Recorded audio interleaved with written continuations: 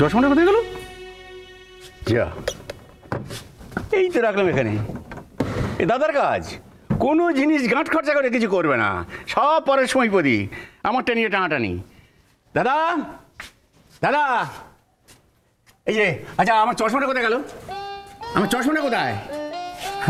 বাহ, হ্যাঁ, দেখতো দেখতো আমার নারীটা দেখতো। নিখুঁজি করেছি তোমার নারী। আমার চশমাটা কোথায় বলো? হ্যাঁ, তোমাকে ভূতে পেয়েছি নাকি? হ্যাঁ করছো কি জন্যে? জোচ্চর দুটো তো এই ঘরেই ছিল, ওরা গেড়ি দিল না তো? হতে পারে। এই রকুন, এই লোক রে, এই আমার চশমাটা কোথায়? দেখ, নিয়ে আয় এদিকে তাড়াতাড়ি। বললো কি হলো? বললো বললো হ্যাঁ, এত বড় চমৎকারটা দুম করে হলো কি করে বলছো? দাদা আমার কিন্তু মাথা গরম হয়ে যাচ্ছে। চমৎকার কি? আমার চশমাটা কোথায়? দুরা চুলাই এক তোর চশমা। 1 মিনিট, এটাকে চুলোয় দিতে হবে তো। আমি এক্ষুনি এটাকে চুলোর আগুনে দিয়ে আসছি। এই হারামজাদা, এটা এটা তো বাপের পয়সা কেনা হয়েছে। হ্যাঁ, ভাগ ভাগ এখান থেকে। 1 মিনিট, ভাগ। 14 পুরুষের নাম খোলা এবার আমার, বুঝলে? না কোথায় গেল? হয়ে গেল, সেই জীবনে এসে বাগরদ হয়ে গেল। কি হলো? কি বলো? বুঝতে পেলো? তুমি ভালো হবে না? হ্যাঁ বললো হ্যাঁ, কি হয়েছে? বিষ্টু ঘুম থেকে উঠে, হ্যাঁ, ও বিষ্টু ঘুম থেকে উঠে গেছে? তুই কথা তুমি আগে বলবে তো। এই বিষ্টু কি হয়েছে? বিষ্টু কি করছে নিজের চোখে দেখতে পারবি না? উঠোনে বসে পড়েছে কাপড় তুলে। তাহলে কি হয়েছে? হ্যাঁ, কি হয়েছে বলবে তো। আমি বলতে পারবো না। বলতে পারবো না, আমি জানবো কি করে? আমার মাথা আসছে না।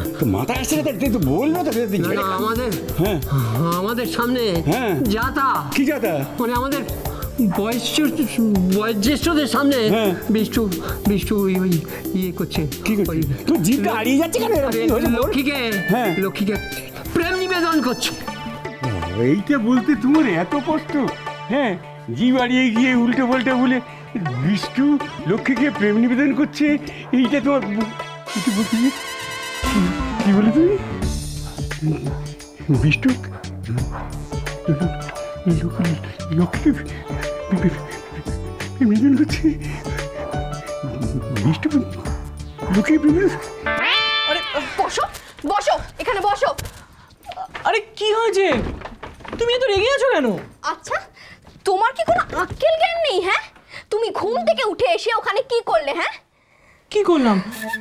আমি তো শুধু তোমার হাতে লুচি খেতে চাইলাম। ছি ছি ছি, ওখানে বড় দাদু মারা সকলে ছিল, তাতে আমি কি করব? আমার তো শুধু তোমার হাতে লুচি খেতে ইচ্ছা করছিল। আর ওরা কারা? ঘুমের ঘোরটা এখনো কাটেনি না? ওরা কে বুঝতে পারছো না? না, আমি তো শুধু তোমায় চিনি, আর কাউকে না। আমিও না তোমাকে হাড়ে হাড়ে চিনি। তুমি এই সব শুধু আমাকে ফাঁসানোর জন্য করছো। আমি না তোমার সব চালাকি ধরে ফেলবো, বুঝেছো? চালাকি? কিসের চালাকি? জানো তো, রাগলে না তোমায় খুব সুন্দর দেখায়। তা আমি শুনছি তো গো। আমার একটু ইয়েতে হাত দাও তো, বুকে হাত দাও, কিরকম করছে। টপ্পাই বাবা, এ তো নিজের চোখকে বিশ্বাস করতে পারছি না গো। এই যে দেখি উত্তম সুচিত্রা। ও দাদা, ঠাকুরপো এসব কি বলছে গো? আমারও মনে হচ্ছে না আমরা যেন বিষ্টুর মতো স্বপ্ন দেখছি। একটু চিমটি কাটি।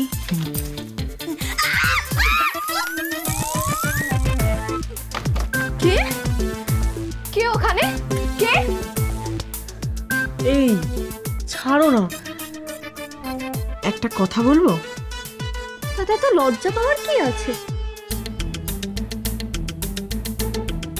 না মানে আমি তোমাকে, মানে আমার তোমাকে খুব ভালো লেগেছে।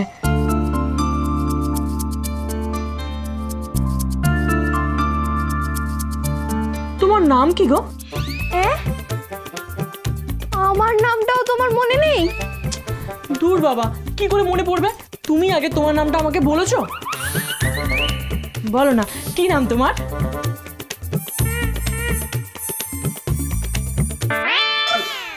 বাবা কি যে হচ্ছে, কিছুই তোমার ইয়েতে ঢুকছে না, মাথায় ঢুকছে না। এই ননি কিছু বুঝলি? হ্যাঁ গো দাদা, ঠাকুরপোকে দেখে তো ঠিক স্বাভাবিক বলে মনে হলো না। আরে দূর, প্রেমে পড়লে কেউ কখনো স্বাভাবিক থাকে কিছুই জানে না। ঠিকই বলেছে বৌদি। বুঝলো, তোর মনে আছে আমাদের প্রথম যখন প্রেম হয়েছিল? না তো। মাগনা এসে গেছি রে। শোন শোন শোন, কবিরাজ মশাই মকরধ্বজ দিয়ে পাঠালেন। কি ধ্বজ?